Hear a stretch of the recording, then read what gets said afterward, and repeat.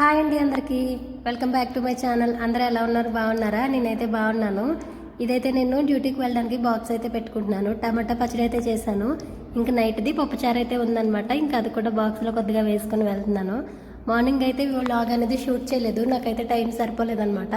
ఇంక ఇదైతే ఈవినింగ్ వచ్చేటప్పుడు మాకి ఫోన్ చేసి అయితే వచ్చేటప్పుడు చికెన్ తీసుకుని రమ్మని చెప్పాను. నేను వచ్చేసరికి లేట్ అవుతుంది అన్నారు. సరేలే అనేసి ఇంక నేనే తీసుకున్నాను అనమాట. హాఫ్ కేజీ చికెన్ అయితే తీసుకున్నాను. ఇంకా అది క్లీన్ చేయడానికి అయితే పెట్టాను అనమాట. చికెన్ వండుకుని అయితే 3 days అవుతుంది. కానీ మళ్ళీ చికెన్ ఎందుకు తెచ్చుకున్నామంటే, నాకు తెలిసిన ఒక అన్న అయితే గారెలు ఇచ్చాడనమాట. వాళ్ళ ఆవిడ ఇచ్చి పంపించిందంట నాకు ఇవ్వమని. ఇక అందుకనేసి గారెలు ఉన్నాయి కదా, చికెన్ చేసుకుంటే బాగుంటుందని చికెన్ అయితే తీసుకొచ్చాను.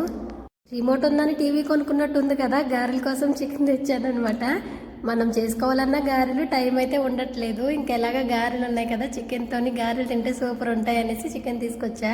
మార్నింగ్ లేచిన వెంటనే వ్లాగ్ అనేది షూట్ చేద్దాం అనుకుంటున్నాను, కానీ అస్సలు టైం ఉండట్లేదు. నా పని నాకే అవ్వట్లేదు. ఇంక ఈ ఫోన్లోనేమో ఛార్జింగ్ అసలు ఉండట్లేదు. నైట్ అయితే నేను ఫోన్లో ఛార్జింగ్ పెట్టను, పొద్దున్న నేను లేచిన వెంటనే పెట్టుకుంటాను అనమాట. నేను వెళ్ళేసరికి అయితే 100. నైట్ ఫోన్కి ఛార్జింగ్ పెట్టాలంటే నాకు భయము, ఫోన్లో పేలిపోతున్నాయి అనేసి చాలా వీడియోలో అయితే చూశాను. నా ఫోన్ ఏమో ఉత్తనే ఏమైనా వీడియోస్ ఏమైనా చూసినా ఏమైనా కొద్దిసేపు వాడితే చాలు వేడిగా అయిపోద్ది. అందుకని ఏదేమైనా సరే నైట్ అయితే ఛార్జింగ్ పెట్టను. ఒకవేళ ఛార్జింగ్ పెట్టాను అంటే మెలకుగా ఉండి కొంచెం ఎక్కిన తర్వాత అయితే స్విచ్ ఆఫ్ చేసేస్తాను. పొద్దున్నే ఛార్జింగ్ పెట్టుకుంటున్నాను కదా, వ్లాగ్ షూట్ చేయడానికి అయితే అవ్వట్లేదు అనమాట. ఇంక ఈవినింగ్ నేను డ్యూటీ నుండి వచ్చిన తర్వాతే తీస్తున్నాను. చికెన్ అయితే మంచిగా కడిగేసి పక్కన పెట్టేశాను. ఇంక ఉల్లిపాయలు అయితే ఉన్నాయి. ఈ రోజేమో నాకు తగ్గట్టు మా మావయ్య కూడా లేట్ వచ్చారనమాట. లేదంటే ఆయన కట్ చేసి ఇచ్చేస్తారు నాకు ఉల్లిపాయలు. నాకు ఈ ఉల్లిపాయలు కొయ్యాలంటేనే చాలా భయం. ఏదో ఒకటైతే కోస్తాను, కానీ ఇలా 3-4 ఉల్లిపాయలు అంటే కొయ్యలేను. కళ్ళేమో వాటర్ కారుతాయి కదా, వీటి పవర్కి ఇంకా ఎక్కువైపోతాయి. ఇంక వచ్చిన వెంటనే నాకు ఫుల్గా ఆకలి అయింది. ఇంట్లో అరటిపళ్ళు అయితే ఉన్నాయి. అరటిపళ్ళు అయితే ఎప్పుడు ఉంటాయి, వారం వారం మార్కెట్లో మా మావయ్య అయితే తీసుకుంటారు. నేనైతే ముక్క మాత్రమే తిన్నాను. నేనైతే అరటిపళ్ళు పెద్దగా తినను, ఇష్టమే, కానీ అరటిపండు తింటే లావైపోతానేమోనని భయము. కొంతమంది ఎన్ని తిన్నా ఎంత తిన్నా అసలు లావే రారు. నేనైతే కొంచెం తిన్నానంటే చాలు లావైపోతాను. తినకపోయినా సరే ఒళ్ళు మాత్రం తగ్గను, అలానే ఉంటాను.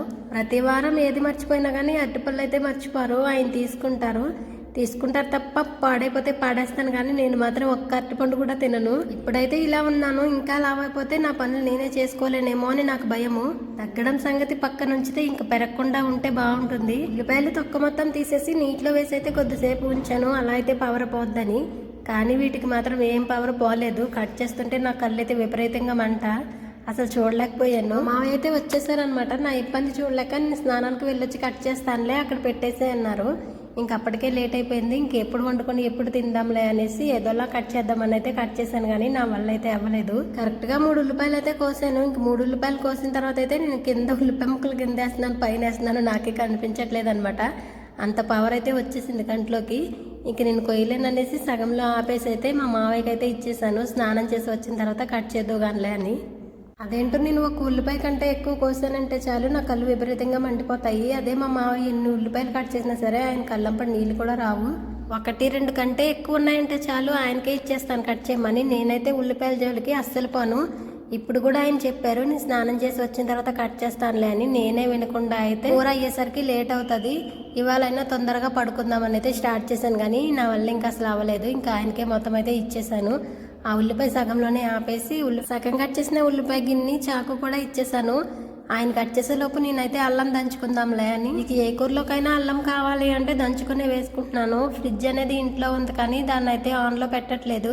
కరెంటు బిల్ బాగా ఎక్కువ వస్తుంది అన్నారు, ఇంక అందుకనేసి అయితే ఆన్ చేయలేదు అనమాట. మీటర్ అనేది మాకు సపరేట్గా ఉంటే బాగుండేది, కానీ మీటర్ అనేది అందరికీ కలిపి అయితే ఉంది. షాప్ దగ్గర తెచ్చుకునే అల్లం వెల్లుల్లి పేస్ట్ ఏమో అదో రకంగా స్మెల్ అయితే వచ్చింది. నాకు ఆ స్మెల్ అసలు కిట్టదనమాట. ఇంకెప్పుడు నేనైతే షాప్లోదే వెయ్యను. అల్లం లేకుండా కూర అయినా వండేస్తాను, కానీ షాప్ దగ్గర అయితే తెచ్చి వేయను అనమాట. అలా 2-3 సార్లు చేశాను. ఏంటో ఆ అల్లం వెల్లుల్లి పేస్ట్ వేస్తే కూర టేస్టే మారిపోద్ది. ఫ్రిడ్జ్ అయితే ఇంట్లో ఉంది, మంచిగా రిపేర్ చేయించుకున్నాం, కానీ పెట్టుకోనికైతే లేదనమాట. ఊర్లో ఉన్న ఫ్రిడ్జ్ తెచ్చుకుందామంటేనేమో ఇదేమో మాకు శాశ్వతం కాదు కదా, ఎప్పటికైనా ఊరికే వెళ్ళిపోవాల్సిందే. ఇల్లు కట్టుకునేంత వరకు ఇక్కడ ఉండాలని అయితే అనుకొని ఇంక ఇక్కడైతే ఉంటున్నాము. మళ్ళీ అక్కడ నుండి ఇక్కడికి ఫ్రిడ్జ్ తెచ్చుకోవడము, అది వెళ్ళేటప్పుడు తీసుకొని వెళ్ళడము ఎందుకనేసి మా అమ్మ వాళ్ళ ఇంట్లో అయితే పెట్టేసి వచ్చాను. ఎంత తొందరగా వీలైతే అంత తొందరగా ఇల్లు కట్టుకొని ఇక్కడ నుండి ఊరికి వెళ్ళిపోదామని చూస్తున్నాము. కానీ ఇక్కడికి వచ్చి అయితే 1.5 సంవత్సరం పైనే అయిపోయింది. మే నెల వస్తే 2 సంవత్సరాలు పూర్తయిపోద్ది. కానీ ఒక్క రూపాయి కూడా మా ఆయన కానీ నేను కానీ దాచిపెట్టలేదు, ఒక చిట్టి కూడా వేసుకోలేదు. చిట్టి వేయాలంటే భయం అవుతుంది. మా ఆయనకి సరిగ్గా పనులు ఉండట్లేదు కదా, ఒకవేళ ఒక నెల కట్టకపోయినా ఇబ్బంది అవుతుంది, మళ్ళీ రెంట్ కట్టుకోవాలి, డాక్రా కట్టుకోవాలనేసి చిట్టి వేయలేదు. ఇక ఈ డాక్రా మీద ఆధారపడి ఉన్నామన్నమాట. అది ఎప్పుడు వస్తుందా, ఎప్పుడు ఇల్లు స్టార్ట్ చేద్దామా అనుకుంటున్నాము. అది రావడానికి కూడా కొంచెం టైం అయితే ఉంది. ఏమన్నా యూట్యూబ్లో డబ్బులు వస్తాయేమో, ఈ డబ్బులతోనైనా స్టార్ట్ చేద్దామంటేనేమో నేను ఒక రోజు వీడియో పెడితే ఇంకొక రోజు పెట్టట్లేదు. తప్పంతా నాలోనే ఉంది. ఒక రోజు వీడియో పెట్టానంటే మళ్ళీ వారం 10 రోజుల వరకు పెట్టను. కరెక్ట్గా ఛానల్ అనేది గ్రోత్లోకి వచ్చేసరికి అయితే నేనే తప్పు చేస్తున్నాను. ఈసారి అయితే మన ఊరికి వెళ్ళాను కదా, మా చెల్లి నన్ను తిట్టకుండా తిట్టింది. డైలీ వ్లాగ్స్ అనేది అప్లోడ్ చేయక్క ప్లీజ్, ఛానల్ స్టార్ట్ చేసి చాలా రోజులు అయిపోతుంది, నీకంటే వెనకాల ఉన్న వాళ్ళ ఛానల్ మంచిగా వెళ్తున్నాయి ముందుకి, వాళ్ళు నెల జీతం తీసుకుంటున్నారు, నీకు ఇంకా మానిటైజేషన్ కూడా అవ్వలేదని చెప్పింది. చెప్పడం కాదు, తిట్టిందనమాట. నేనైతే మా చెల్లికి ఒక మాట ఇచ్చాను, ఒక్కరోజు కూడా వీడియో ఆపకుండా ఈ నెల మొత్తం పెడతానని. అలా పెట్టకపోయావంటే అసలు ఊరుకోననింది. నాకేమో టైం ఉండట్లేదు, డ్యూటీకి వెళ్ళి రావడము ఇంట్లో పని సరిపోతుందని చెప్పాను. చెల్లి ఏమనిందంటే, 1 గంట ముందు లేగో 1 గంట లేటుగా పడుకో, కానీ వీడియోస్ పెట్టడం మాత్రం మానకండి. నిన్న పెట్టిన వ్లాగ్ అయితే నాకు ఒక కామెంట్ వచ్చింది, మీ ఛానల్కి మానిటైజేషన్ అయ్యిందా అని. లేదండి, నా ఛానల్కి ఇంకా మానిటైజేషన్ అవ్వలేదు. మానిటైజేషన్ అవ్వకపోవడానికి కారణం కూడా నేనే. చక్కగా వీడియోస్ ఎక్కువ వ్యూస్ వచ్చి టైం దగ్గరలోకి వచ్చేటప్పుడు కరెక్ట్గా స్టాప్ చేసేసాను. అక్కడితోనే ఆగిపోయింది. మొత్తం టైం అనేది వెనక్కి వెళ్ళిపోయింది. సబ్స్క్రైబర్స్ కూడా తగ్గిపోతూ ఉన్నారు. అందుకే ఇప్పుడైతే నాకు అసలు కుదరకపోయినా సరే డైలీ ఒక వ్లాగ్ కానీ షార్ట్ కానీ అప్లోడ్ చేయాలని అయితే నేను ఫిక్స్ అయ్యాను. ఇప్పుడున్న సబ్స్క్రైబర్స్ అయితే నాకు సరిపోతారు, కానీ వాచ్ టైం అనేది కావాలన్నమాట మానిటైజేషన్ చేసుకోవడానికి. ఆ వాచ్ టైమే రావట్లేదు, దానికోసం అనేసి వ్లాగ్స్ అనేది అప్లోడ్ చేస్తున్నాను. వీడియోలు అనేవి ఎన్ని పెట్టినా సరే మనకి వ్యూస్ వస్తాయి, లైక్లు వస్తాయి, అలాగే సబ్స్క్రైబర్స్ వస్తారు, కానీ టైం అనేది అయితే రాదనమాట. వ్లాగ్స్ పెడితేనే టైం అనేది వచ్చింది. ఎందుకంటే నా ఛానల్లో ఎక్కువ శాతం షార్ట్స్ అనేవి అప్లోడ్ చేశాను తప్ప లాంగ్ వీడియోలు అనేవి చాలా తక్కువ అయితే అప్లోడ్ చేశాను. అవి ఒక 100 ఉంటే ఇవైతే ఒక 10 కూడా ఉండవు అనమాట. అంత తక్కువ శాతంలో అయితే అప్లోడ్ చేశాను. దానివల్లే అనుకుంటా నాకు టైం అనేది కరెక్ట్గా రావడం. నేను 2-3 టెక్ ఛానల్స్ అయితే చూశాను, వాటిలో కూడా లాంగ్ వీడియోలు అనేవి తీసి పోస్ట్ చేస్తేనే మనకు మనీ అనేది ఎర్న్ చేసుకోవచ్చు అని చెప్పారు. అప్పుడు అనిపించింది నాకు, నేను అసలు ఛానల్ స్టార్ట్ చేసిందే ఏదో ₹1 సంపాదించుకుందామని కదా, ఎందుకు షార్ట్లు వీడియోలు పెట్టేసి ఇలా టైం వేస్ట్ చేస్తున్నాను అనేసి. అందుకని ఏదేమైనా సరే లాంగ్ వీడియోలు తీసి పెడదాము, చూద్దాం 2-3 నెలల్లో ఏమైనా ఛానల్కి మానిటైజేషన్ అవుతుందేమో అనుకుంటున్నాను. నా ఛానల్కి మానిటైజేషన్ అవ్వాలన్నా, నాకేమైనా నెల అమౌంట్ రావాలన్నా సరే అంతా మీ చేతుల్లోనే ఉంది.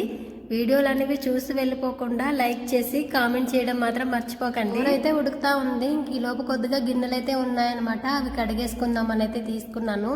ఉల్లిపాయలు కట్ చేసినవి, చికెన్వి, అల్లం దంచిన బండ అవి అయితే ఉన్నాయి. ఒక పక్క కూర వండుతున్నాను, ఇంకొక పక్క గిన్నెలు అయితే కడుక్కుంటున్నాను. నేనైతే గారెలు ఉన్నాయని చికెన్ చేస్తున్నానని చెప్పాను కదా, మా మావయ్యతోనే గారెలు ఉన్నాయి, గారెలు తింటావంటే వద్దు నాకు రైస్ కావాలనేసి అన్నారు. ఆయనకేంటో అన్నం బాగా అలవాటు అనమాట, 3 పూటలు అన్నమే తింటారు. పొద్దున్న టిఫిన్ పెట్టినా సరే నచ్చదనమాట. సాయంత్రం అయితే చపాతీలు చేసినా సరే కొద్దిగా రైస్ అయితే ఆయన మట్టికి వండి పెడతాను.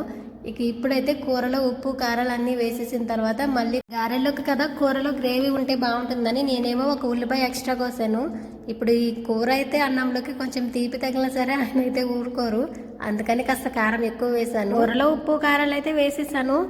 గారెలు అయితే తీసుకున్నాను అనమాట, వీటిని వేడి చేద్దామని. వీటిని వేడి చేసే ముందు అయితే రైస్ కడిగి పెట్టేస్తే అన్నం ఉడికిపోయిన తర్వాత అప్పుడు వేడి చేయొచ్చులే అనేసి బియ్యం అయితే కడగడానికి తీసుకున్నాను. బియ్యం అయితే రేషన్ బియ్యమే అనమాట, అందుకని అయితే ఎక్కువ సార్లు కడుగుతాను. చిక్కగా ఉన్న కడుగు మొత్తం పోయి తేటగా వచ్చేంత వరకు అయితే కడుగుతాను. తేట కడుగు వచ్చే వరకు బియ్యం కడుక్కుంటే అన్నం అనేది గంజిగా ఉండకుండా అయితే పొడిలాడుతూ ఉంటుంది. అలాగే అన్నం వంచేటప్పుడు చన్నీళ్ళు వేసుకొని అయితే గంజి వంచుకోవాలి. ఇంటి దగ్గర అయితే అన్నం అనేది ఇంకొక దాకలోకి వంచుకుంటాం కదా, ఇక్కడైతే నేను లైట్గా వంచేసి మళ్ళీ స్టవ్ మీదనే పెట్టేస్తాను. నా దగ్గర జల్లు ముక్కడైతే లేదు. అది కాకుండా అన్నం కూడా గుండెలో వండను అనమాట, ఇలాంటి ఏదో ఒక గిన్నెలో అయితే వండేస్తాను, ఇద్దరికే కదా. అన్నం వండమని ముందే చెప్తే కొద్దిసేపు బియ్యం అయితే నానబెట్టేదాన్నే. ఇప్పటికే చాలా టైం అయిపోయింది, రైస్ ఉడికేసరికి ఇంకాస్త టైం ఎక్కువ అవుతుంది. బియ్యం నానబెట్టుకుంటే అన్నం కూడా బాగా అవుతుంది అనమాట, పొడిలాడుతూ ఉంటుంది. స్టవ్ మీద అయితే అవతల మంట చిన్నగా వచ్చింది కదా, ఈ కూర ఎలాగో మంట తగ్గించి పెట్టాను అనేసి కూర అవతల దాని మీద పెట్టేసి రైస్ అయితే దీని మీద పెట్టాను. ఇప్పుడైనా అన్నం తొందరగానే ఉడికిపోద్ది, కూరకే లేట్ అవుతుంది. ఇందాక చికెన్ తీసుకొచ్చిన కవర్ అయితే పడేయలేదనమాట, ఇంకా అదైతే ముడి వేసేసి డస్ట్బిన్ లో అయితే వేసేసాను. ఈ అన్నం వండేటప్పుడు అయితే నేను పొయ్యి దగ్గర నుండి అసలు కదలను. ఎటైనా వెళ్తే చాలు మళ్ళీ మెత్తగా అయిపోతుందేమోనని భయము. కొంచెం పదునున్నప్పుడైతే వంచి పొయ్యి మీద పెడితే అన్నం చాలా బాగుంటది. కాస్తంత ఎక్కువ ఉడికినా సరే మొత్తం మెత్తగా అయిపోయి శుద్ధలాగా అయిపోద్ది. అన్నం అయితే ఉడికిపోయింది. గెంజి వంచేసి మళ్ళీ స్టవ్ మీద అయితే పెట్టేశాను అనమాట. ఇంకా కొంచెం అంత పదును కూడా పోయిన తర్వాత అయితే అన్నం పక్కన పెట్టేశాను. కూర కూడా ఉడికిపోవచ్చింది. ఇంక స్నానం చేసి వచ్చిన తర్వాత ఎలాగా భోజనం చేస్తాం కదా, ఈ లోపు గారెలు వేడి చేద్దామని అట్ల రేకైతే పెట్టాను. ఒక స్పూనుడు నూనె అయితే వేసాను, ఎక్కువ అయితే వేయలేదు. ఆల్రెడీ గారెలు అనేవి నూనెలో వేయించుకున్నవే కదా, అందుకని చాలా తక్కువ నూనె వేసాను. ఇంకా నూనె కాగిన తర్వాత అయితే 1 by 1 గారెలు అయితే పెట్టేశాను. గారెలు అనేవి చల్లగా ఉన్నప్పుడు తింటే బాగోవు, వేడివేడిగా ఉంటేనే బాగుంటాయి. నాకైతే పొద్దున్న ఇచ్చారనమాట, అవి ఇంట్లోనే వదిలిపెట్టి వెళ్ళిపోయాను డ్యూటీకి. ఇంక నేను వచ్చేసరికి మొత్తం చల్లగా అయితే అయిపోయాయి. ఇంక చల్లగా తింటే బాగోదనేసి ఇలా అయితే చేస్తున్నాను. కాస్తంత వేడి తగిలితే గారె అనేది కరకరలాడుతుంది. గారె అనేది కూడా కరకరలాడుతూ ఉన్నప్పుడు తింటేనే బాగుంటుంది.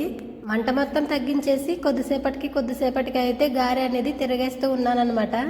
నేను నూనె తక్కువ వేసినా సరే ఆ గారెలో ఉన్న నూనె అయితే వేడికి బయటకు వచ్చేసి ఇంకా ఆ నూనెలోనే బాగా గారెలు అనేవి కరకరలాడుతూ వచ్చాయి. గారెలు మొత్తం కాలిన తర్వాత అయితే స్టవ్ ఆఫ్ చేసేసి గారెలు అనేవి ఆటల రేకు మీద ఉంచేసి నేనైతే స్నానానికి వెళ్ళొచ్చేసాను.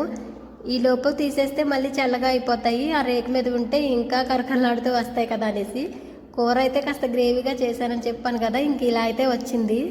మేమిద్దరమే కాబట్టి సరిపోయింది. పిల్లలు ఉంటే చాలా ఇబ్బంది అయ్యేది.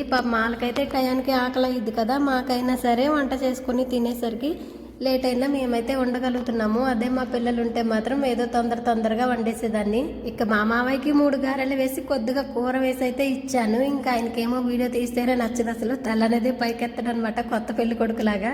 పెళ్లిళ్ళలో పెళ్లి కూతురు కూడా అంత సిగ్గుపడదు అనుకుంటాను వీడియోగ్రాఫర్ చూసి. నేను వీడియో ఆన్ చేస్తే మాత్రం ఆయనకి ఎక్కడ లేని సిగ్గు వచ్చేసిద్ది. ఇదే ఇవాల్టి వ్లాగు. నచ్చిందా లేదా కామెంట్ అయితే చేయండి. మీలో ఎవరైనా ఫస్ట్ టైం నా వీడియోస్ చూస్తున్నట్టయితే ప్లీజ్ ఛానల్ని సబ్స్క్రైబ్ చేసుకోండి. మీకు నచ్చినట్లయితే లైక్ చేసి కామెంట్ చేయడం మాత్రం మర్చిపోకండి. నెక్స్ట్ వీడియోలో కలుద్దాం. బాయ్.